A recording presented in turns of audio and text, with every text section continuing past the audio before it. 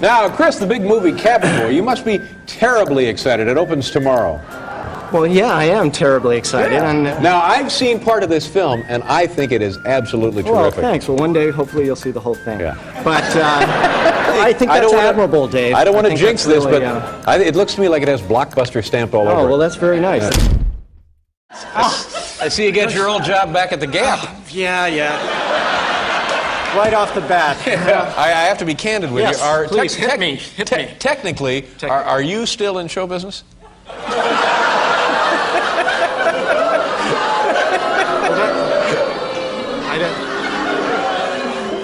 The audience knows something I don't.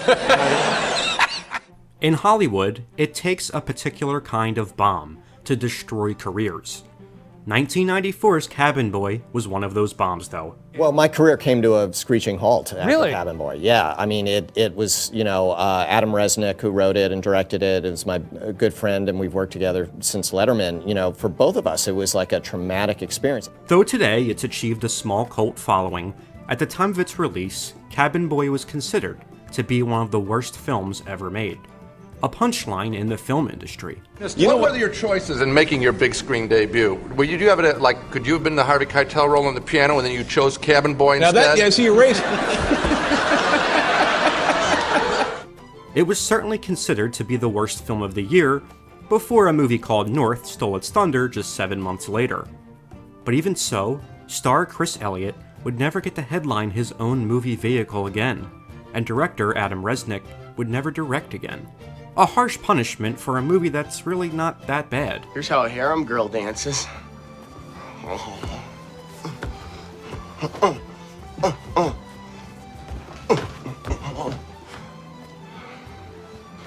Okay, well, thank you for that. Now look, it's not without its flaws, but it's actually a fun movie in its own unique way. See you around, buddy. Admittedly, I sat on this movie for a long time. It's one of those VHS covers I remember always seeing in Blockbuster, but just never renting. I watched it for the first time for our podcast last year, after countless suggestions from subscribers. And I can see why it has a cult following. It's not a conventional movie in any sense of the meaning. Very few of these exist today, and those that do either reside in museums or in the possession of extraordinarily rich young men who happen to have rather large penises. But it's truly unlike any other film from that era, at least as far as its imagery is concerned. From a half-man, half-shark warrior, to a six-armed virginity-taking blue goddess, to an evil moldy floating cupcake. It's a movie that deserves praise just based on its inventiveness alone.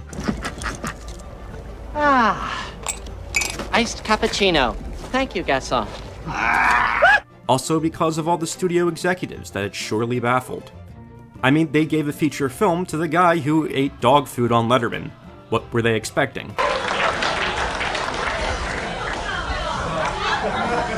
Dave, I think she's right. I can't tell much difference between them. But as crazy as the events of the plot are, the events behind the scenes were even crazier.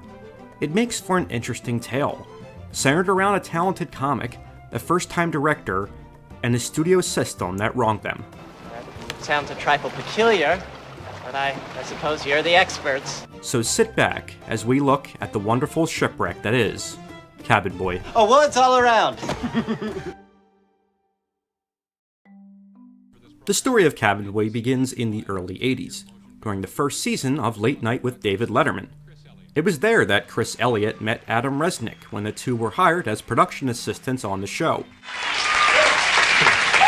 Now, first of all, Chris, tell the people what you do as a production assistant on this show. Well, a production assistant has various amounts of things that he is required to do. Stupid Petrix is kind of my baby, okay. And it's the segment that I'm the most proud of. Other than that, well, I do a lot of Xeroxing. You do a lot of Xeroxing, all right. Now, Chris, the son of comedian Bob Elliott, and Adam Resnick, who dropped out of NYU Film School to intern on the show, became fast friends due to their similar comedy sensibilities. The two quickly climbed the ladder behind the scenes, becoming writers shortly after the show launched. Eventually, Chris began appearing on camera in sketches.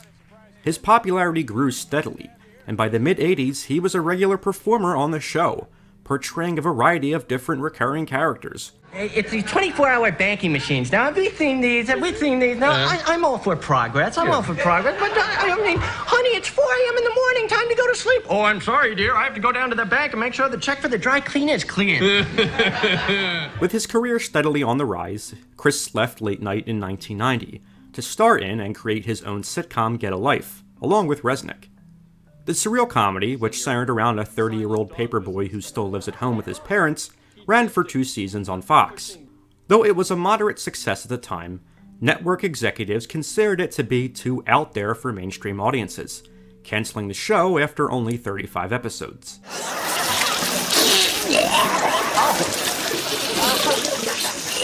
I'm keeping him. One of the show's self-confessed fans, though, was Tim Burton, who had recently finished production on Batman Returns and was looking for his next project. He wanted to make something lighter in tone, and commissioned a meeting with Chris and Adam to pitch a collaboration. Tim pitched to them what he envisioned to be a Pee-wee's Big Adventure of the 90s, a surreal comedy adventure based on Chris's persona. So Chris and Adam agreed and began to write a movie for Tim Burton. Their script would be a send-up of the C-set adventure films of the 1930s. The story was also peppered with the types of monstrous, bizarre creatures that populated Tim Burton's work. But with Tim Burton, we also added in these creatures because we thought, well, that's what Tim Burton likes. We were making it for Tim. This is the thing. We thought he was our ticket to things beyond Cabin Boy, so it was all about what he wanted and what we thought he would like. The film was greenlit at Touchstone Pictures with a $50 million budget. All the pieces were lining up for the movie to be a huge, elaborate production. But then, Tim was sent a script for a movie to be called Ed Wood, and he fell in love with the story. He just knew he had to direct it. As Ed Wood was scheduled to go into production around the same time as Cabin Boy, Tim left the film. He agreed to stay on Cabin Boy as a producer, but the budget was in turn slashed from $50 million to $10. When they could find no other interested directors, Tim suggested that Adam Resnick take over the role. Resnick, who had no experience directing a feature film, was hesitant to say the least. The script only existed to be a vehicle for Tim Burton. Resnick and Elliott were clear that it wasn't the film they themselves would have chosen to write had Burton not commissioned it. But with little options left and a quickly approaching start date, Resnick agreed to helm the movie, with little changes being made to the ambitious script, which now had its budget reduced by $40 million. The problems with Cabin Boy all stem from this difficult situation behind the scenes. Resnick's inexperience combined with an overstuffed, special effects-laden script that was written specifically for Tim Burton resulted in many problems. Regardless of the pressure, Chris and Adam assembled an amazing cast to round out the film though, including Brian Doyle Murray, Andy Richter, Laura Walters, Alfred Molina, Rich Brinkley, James Gammon, Bob Elliott, Ann Magnuson, Brian James, Mike Starr, and even Ricky Lake as the ship's humanoid figurehead, as well as securing a cameo appearance unlike any other cameo appearance in film history. Man, oh man, do I hate them fancy lads. The film follows Nathaniel Mayweather, played by Chris Elliott, a fancy lad, at an elite boarding school who is poised to take over the family business in Hawaii after graduating. I'm to take over the family-run hotel chain in beautiful sun-drenched Hawaii. Yes. I'm sure that's almost as exciting as being a frustrated, shabbily dressed headmaster, yes? A lot of critics cited Elliott's performance as being too grating and annoying, but if you're familiar with his comedy, it's really not that bad. It's certainly no more grating than Pee Wee Herman. I mean, he's just being the typical Chris Elliott man-child character, just with a slightly different accent here. Here you go, chubby. Go buy yourself a spritzer.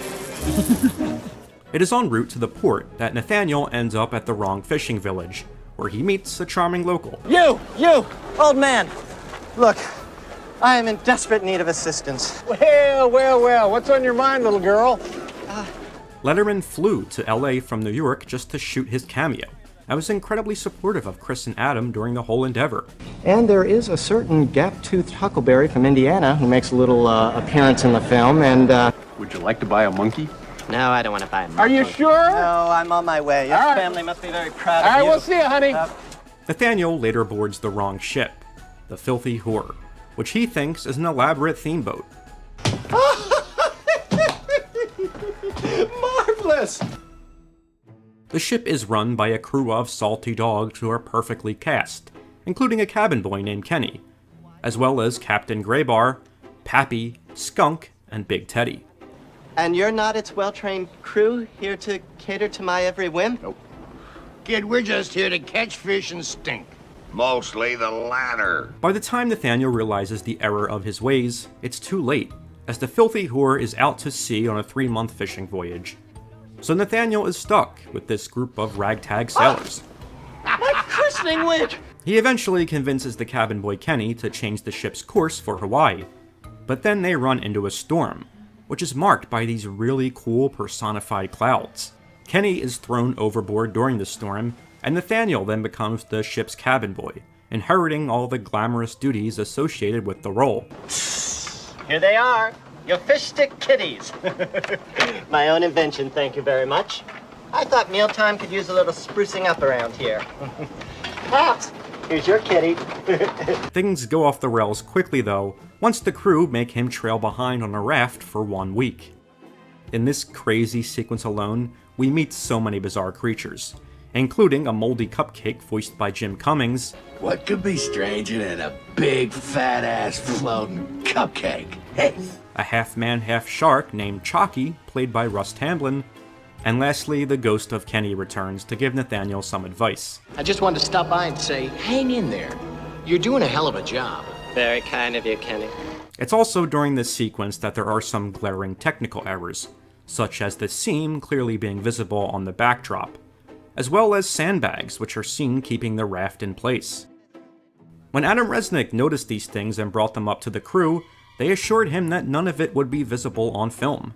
The crew filmed in this water tank for months, with the water never being changed. I was surrounded by grips who were just standing, holding things, lights and stuff. Throughout the day, even between shots, in the their grips would be in there. wetsuits that have been there for like 3 hours. I know they had urinated. I could see gum on the bottom of the thing. I think the urine was the least of it. I mean, that water was disgusting. And we got to that point where I'm thirsty and have to drink seawater. They couldn't figure out how to do it, and at the end of the day, it was... That had never come up in a production meeting? And you would just think that would be basic, like how they do it. And finally, the producer was just like, he's gonna have to drink the water. I mean...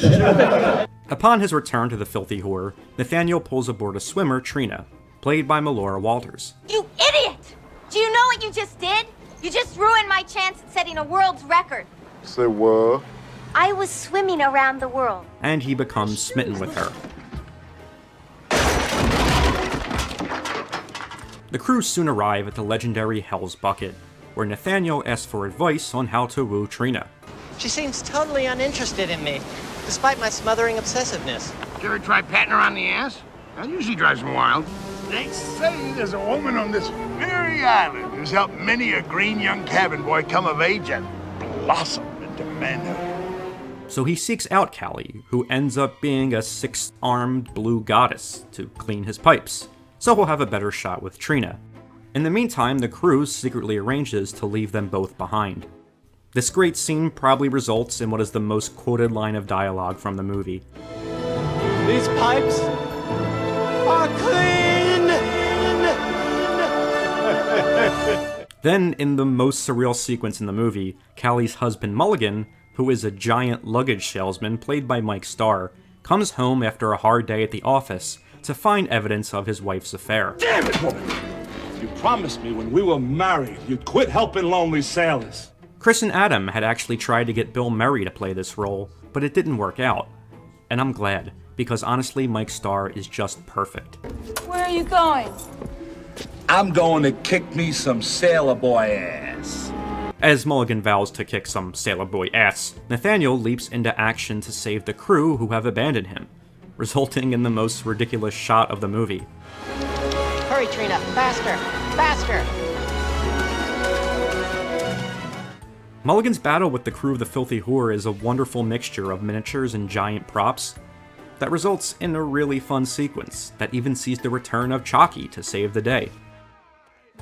And then, bizarrely enough, the movie just kind of quickly wraps itself up. Nathaniel and the crew make it to Hawaii, where he tells off his dad, played by Chris's real-life father, Bob Elliott, and he decides to return to life on the Filthy Whore. The credits roll as Nathaniel rides Trina out to rejoin the crew. Apparently, there was an additional scene shot, with the entire crew reunited on board, ready for their next adventure. It was Tim Burton that suggested this be the final shot, a perfect summarization of this bizarre little movie. Despite a heavy marketing campaign, the movie opened at number 13 on January 7th, 1994, coming in behind several movies that were in their 4th, 5th, and even 7th week of release. It was critically reviled across the industry, and became a punchline on talk shows and even the Oscars that year. Would you like to buy a monkey? Would you like to buy a monkey? I can do one bigger. Want to buy a donkey? Monkey. Both Adam Resnick and Chris Elliott had great difficulty finding work following its release, and just the mention of the film became a source of resentment in their lives. You know, for both of us, it was like a traumatic experience. And I think we were really naive. I don't think we understood that, you know, okay, this movie didn't hit it out of the ballpark, but we'll do another movie and that'll be better. That's the way I thought. I had no idea that, you know, if your first movie doesn't work, they don't give you a second chance. While both Chris and Adam would eventually find success again, Cabin Boy remained a sore spot in their careers for many years. Unlike a lot of movies I've taken a look back at, Cabin Boy actually has a wonderful Blu-ray from Kino Lorber, which includes a commentary track with Adam and Chris. They admit it was the first time they were seeing the movie since its color correction was completed in 1993. Though they seem to have finally found peace with the movie's failure, I still find it heartbreaking how much ridicule they initially received after its release. It may be an uneven comedy movie, but it's not malicious in its existence.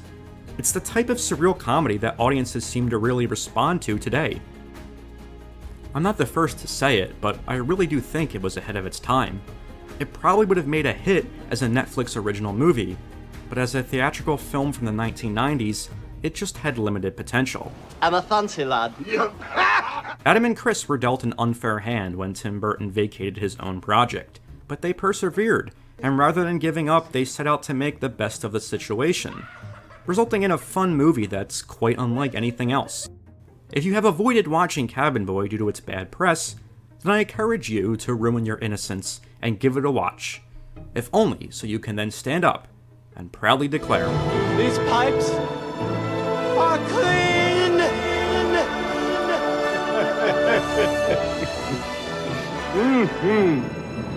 And how?